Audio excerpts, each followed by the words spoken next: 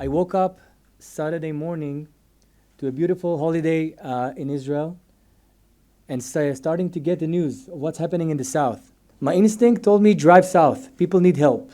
We didn't have the whole picture. You will hear the picture soon. I drove south. No one told me to. Only armed with my pistol. Managed to go in right to Tzomet Saad.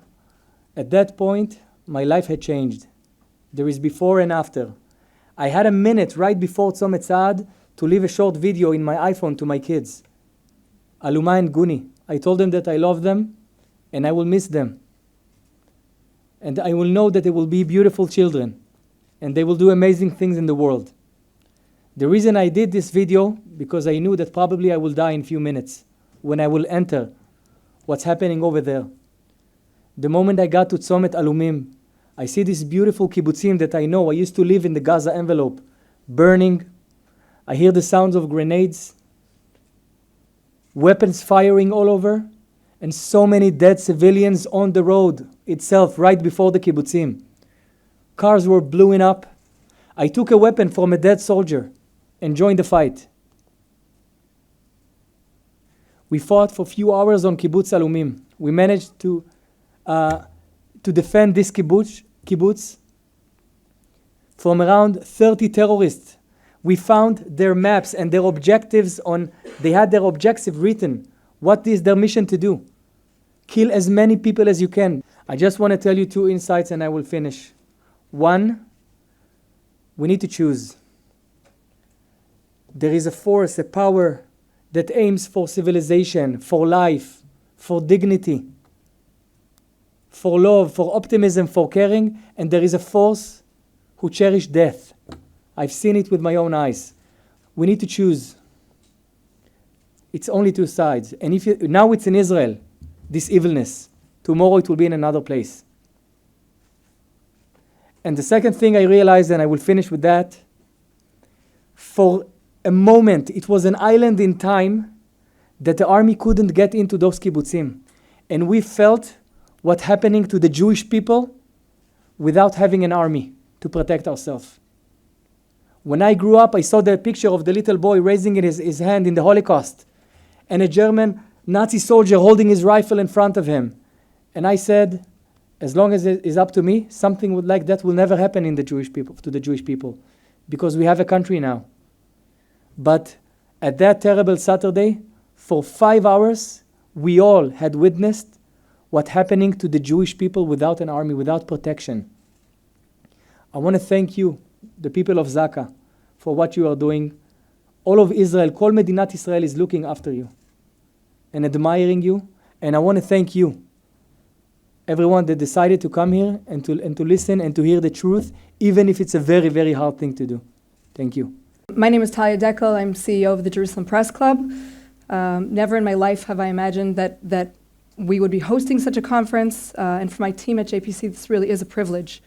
ZAKA's rescue unit's swift response to emergencies has saved countless lives and assisted civilian populations. True virtue, or chesed shel emet, is highly visible and emotionally distressing work for which ZAKA is best known. This is a unique unit with a unique mission to honor the dead and ensure a full burial for those who meet a sudden death, sometimes by collecting spilled blood and body parts at the terror or accident site. Honoring the dead is considered true virtue, chesed shel emet. This is an ultimate act of loving kindness and altruism, performing a deed for which the recipient cannot express gratitude, and is the very hallmark and foundation of ZAKA. ZAKA teams have been working voluntarily for a week and a half around Israel's south with tremendous dedication to identify and provide victims with a complete burial, making sure no one is left behind. Thank you, ZAKA, for allowing us to bring your story to the world and for your service to Israelis of all kinds, as well as Jewish people everywhere around the world. My name is Yossi Lando. I'm 55 years old. I live in Ashdod, father of 10 children. We start to get some information that the missiles was basically a cover-up for an invasion, major invasion, for settlements and for towns and for kibbutzim and for cities in Israel. No clue what it's chaos. Nobody knows nothing, but I decided it's time for me to be not at home. We arrived to Sderot.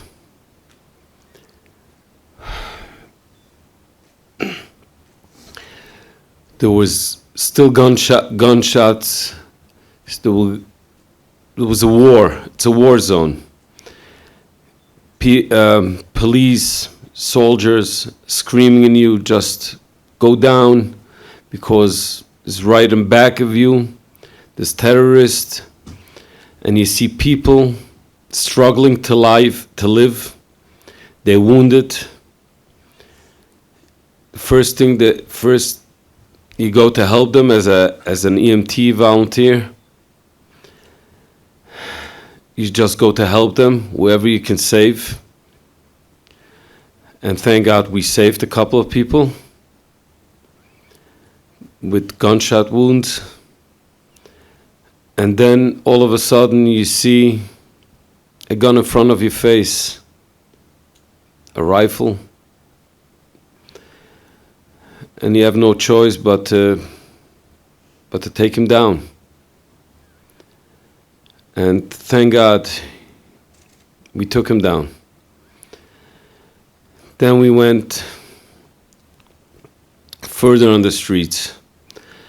We saw people in cars, people outside, just pedestrians, people in the houses, dead for no reason. The most that we treated in ZAKA was 45 bodies in one incident. I saw the death in front of my face numerous times, but it won't stop me to go further what I'm doing. I can say 70% of those victims were shot in the back, not in the front. They were all shot in the back. Not once, not twice, or from the side. They came in. They even had time to pull them out of the car and search the pockets to find money, to see if they have money. It's a piece of road that should take normal, I would say, between 15, 20 minutes. It took us, for our volunteers, and while we were under fire and we have cover up, it took us 11 hours. 11 hours to clean up, and not finally clean up, but whatever we could do. And that's not included burned cars that we saw on the side, that people were burned while they were alive. Then we came to a shelter where people went into. That shelter was on the summit Miflasim, I think it's the Miflasim, was a shelter. We just go into that shelter and we saw 20 people. They were hugged. They were hugging themselves, trying to defend themselves. They were all burned to death. Just two grenades, hand grenades, that did it, the job. And we have to separate them. I don't know if you know, and you should never know, what that means to separate the burned body.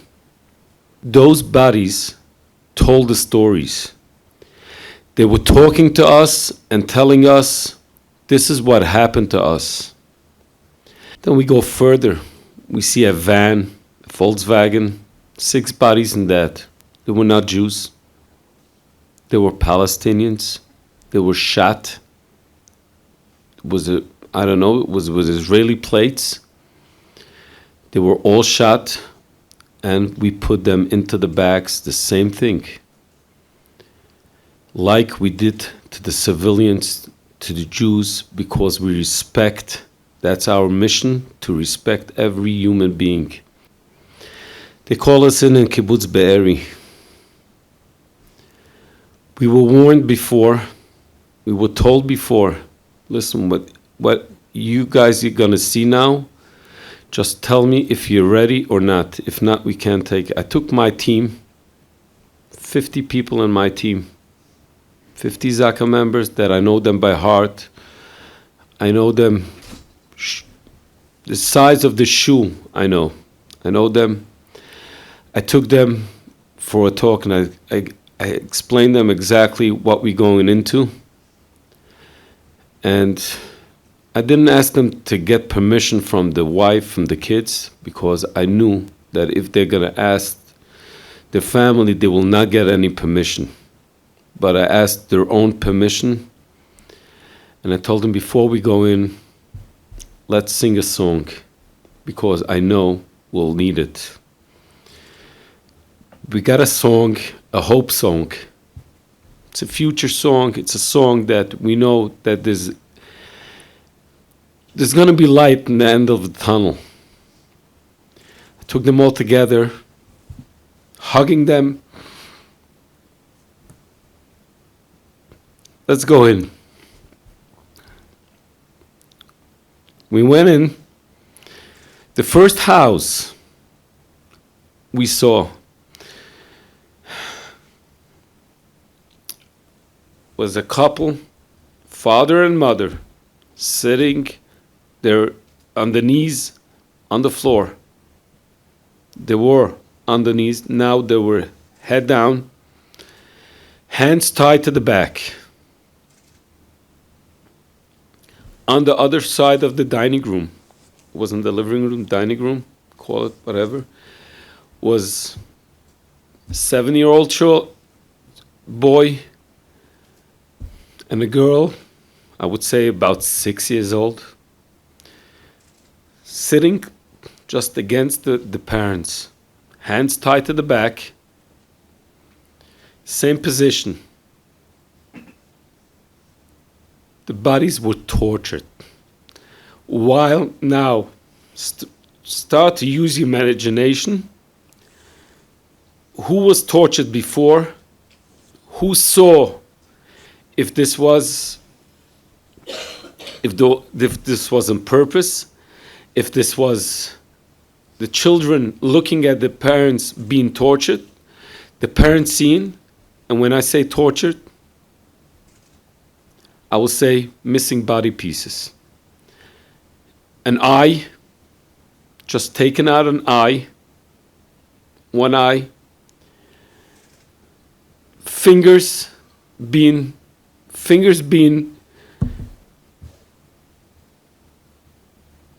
and all this happened, and by the end, they all had a bullet hole in the back.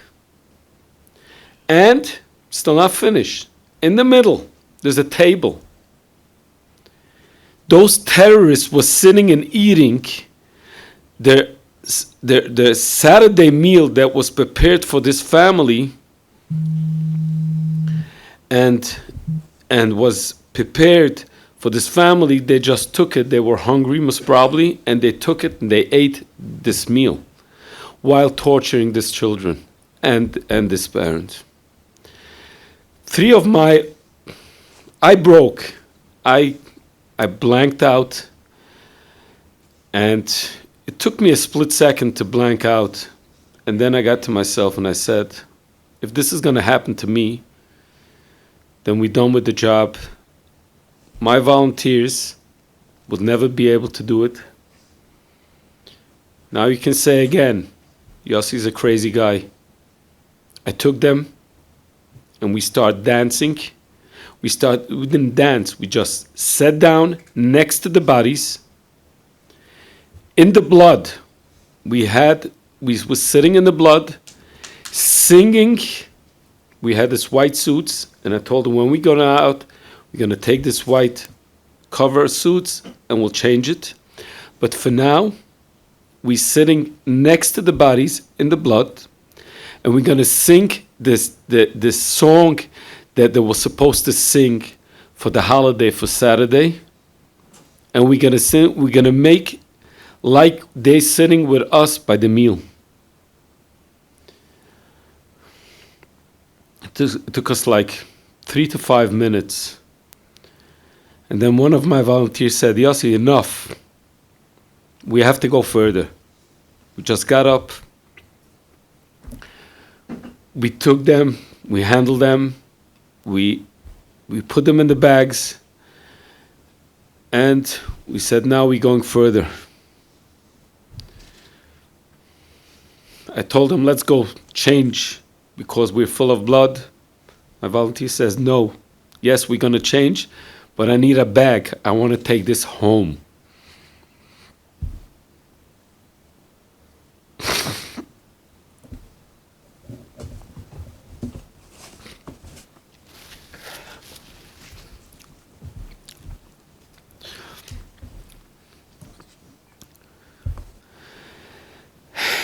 Then we see a woman. She was about, I would say, 30, age of 30. She was lying on the floor, a puddle of blood, big puddle of blood, face down. We have to turn her over in order to put her into the body bag. She was a pregnant woman.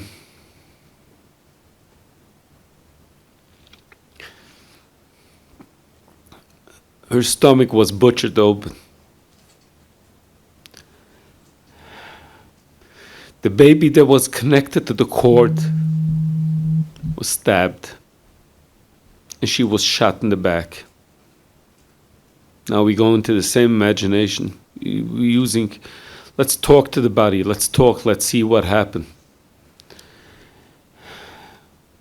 Did she see that? What was done to her baby? Or she didn't. Maybe she didn't have that suffer.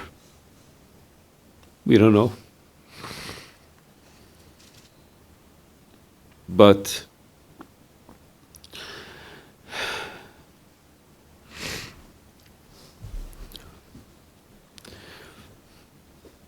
we had a debate between us if to use 2 body bags for the baby and for the mother. That was our debate. While sitting with our children and having fun, we're debating between us if to use 2 body bags. We decided we're going to use only 1 body bag because we don't want to disconnect this baby from the mother.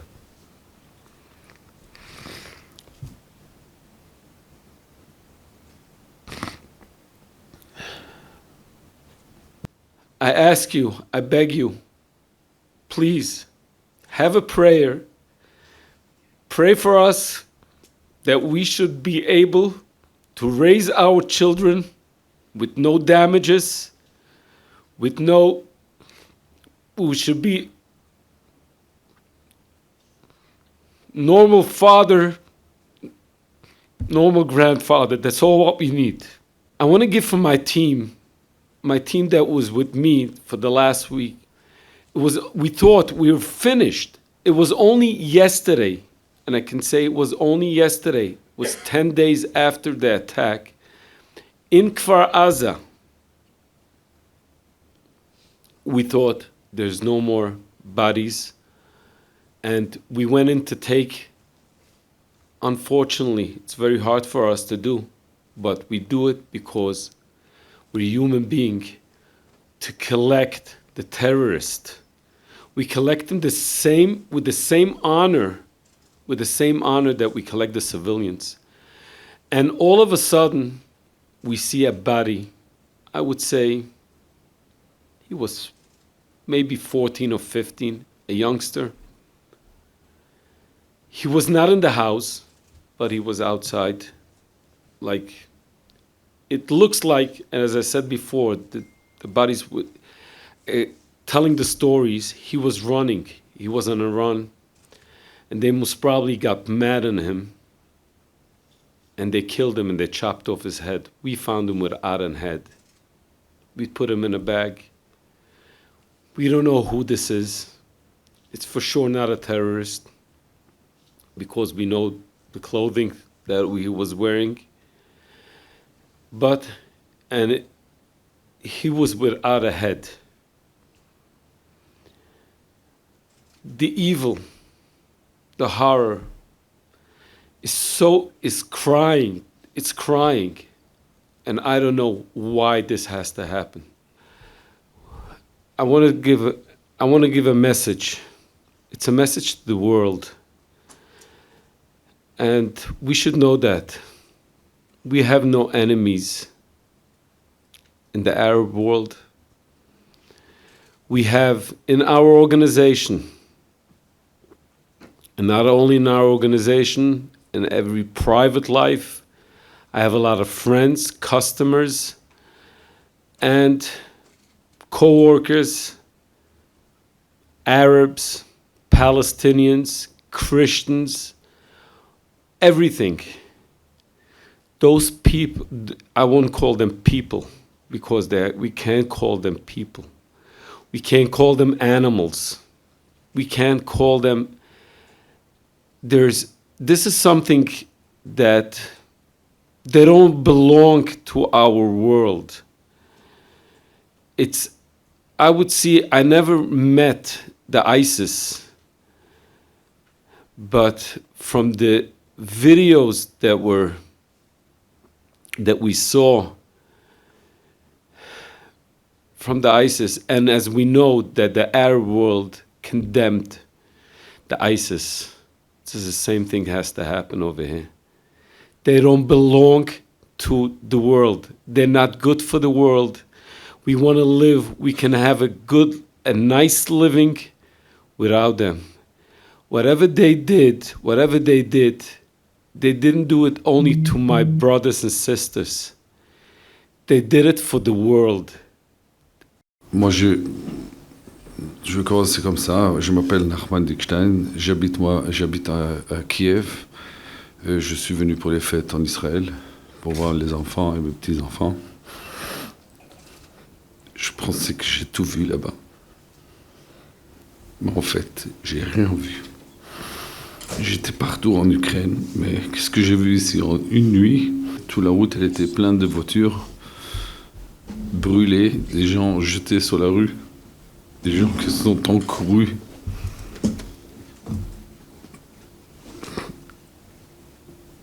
Des femmes, des enfants, des vieux, de tout. Et je me demandais, peut-être, ça serait comme quand j'étais en Ukraine et j'ai vu qu'il y a des morts, mais peut-être il y a des blessés que je peux aller aider. Alors je dis, j'avance, je continue, je laisse les morts. Et alors on a continué jusqu'à la fête, où il y avait la fête. Et je pensais que j'ai tout vu dans le chemin, mais en fait, non, pas du tout. Il y avait les deux côtés. Il y avait un côté où il y avait les corps qui étaient tués par balle. Et moi, je suis arrivé et on me dit, Zaka, viens nous aider. Et on a vu des corps brûlés, carrément brûlés. On les mettait dans un sac. Et le sac, il fondait. On mettait un deuxième sac. Un troisième sac. Les mains, ils se sont brûlées. Les gants, ils ont brûlé. On a eu on peut même pas s'imaginer. C'était... Et comme ça, c'était... Je compte pas des corps. On compte pas des corps. Mais il y en avait beaucoup. Et après ça, on a continué de l'autre côté. J'ai dit, ok, j'ai vu des... C'était plus que 50 corps comme ça. J'ai vu. Je vais de l'autre côté et c'était encore plus affreux. Comme ça, on était jusqu'à 8 heures du matin. À 8 heures du matin, on tenait plus. Je suis rentré à la maison. On a dormi peut-être 2 heures. Et on est reparti. Je dis, c'est sûr qu'on a déjà nettoyé tout. Peut-être je dois même pas partir. Mais je dis, je vais partir, je vais aller voir.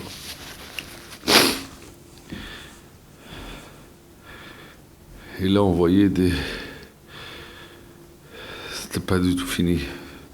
Parce que plus qu'on avançait, il y avait encore des corps. Encore des gens qui sont essayés de s'enfuir. C'était encore 6, encore 10, encore 15, encore 20. Et... Mi nombre es Avi Kovalski. Yo vivo en Kiryat Arba, 30 kilómetros al sur de Jerusalén, y soy profesor de matemática. Empecé voluntario en ZAKA hace 3 años, y yo voy a contar qué pasa y qué vi, solo que yo vi realmente. Mira, yo voy a leer porque mi español no es perfecto. Enteremos que bajo mucha seguridad y en la primera casa que estuvimos, vi un perro muerto y vi una mujer con cerebro afuera. Es algo terrible mirar eso. Y en otra casa que estuve, miré una bebé que quemado sin cabeza. Y mira, no vi mucha, es lo que vi, yo escuché más terrible cosas. Pues sabes que yo vi mis hijos en sábado y pensé sobre que el bebé que vi. Vos sabés que tengo 7 hijos y tengo un hijo 5 años de edad. Y yo hablé con él, oh, ¿cómo estás? ¿Sí? Vos sabés que el chico, ¿sí? Y no puedo sin pensar que vi. Es bebé que vi. Es algo terrible. Terrible, terrible, terrible. Y ahora también no puedo. ¿Qué podemos continuar? Es que puedo decir... Un abrazo a todos, muchas gracias. Para escuchar es muy importante.